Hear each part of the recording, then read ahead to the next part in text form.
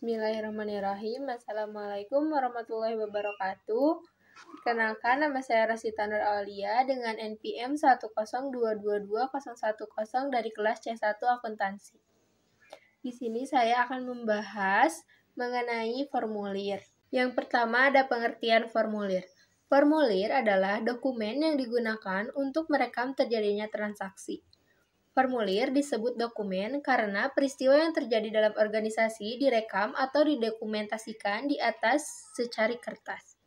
Selain itu, formulir juga disebut media karena formulir merupakan media untuk mencatat peristiwa dalam organisasi ke dalam catatan. Kemudian ada juga beberapa contoh formulir. Yang pertama ada formulir faktur penjualan, yang kedua formulir jurnal, yang ketiga formulir rekening buku besar, dan lain-lain. Ini merupakan contoh formulir faktur penjualan. Selain itu, ada juga contoh dari formulir buku besar dan formulir jurnal umum.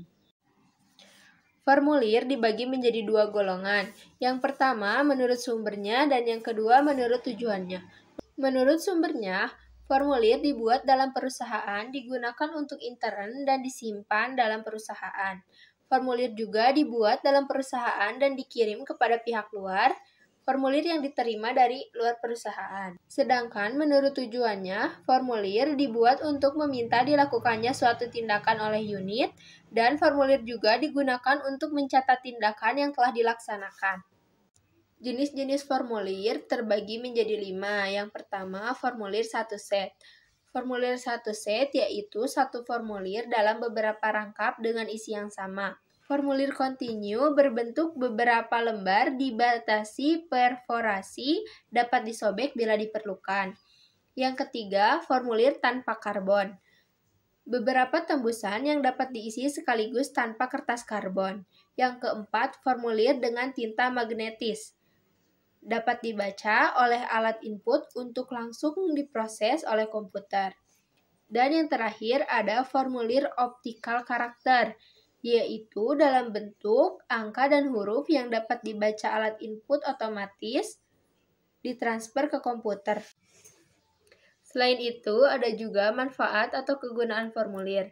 Yang pertama, untuk menentukan hasil kegiatan. Yang kedua, untuk menjaga aktiva-aktiva dan utang-utang perusahaan. Yang ketiga, untuk memerintahkan suatu pekerjaan. Yang keempat, untuk penyusunan rencana kegiatan, penilaian hasil, dan penyesuaian rencana-rencana. Kemudian, prinsip dasar dalam merancang formulir.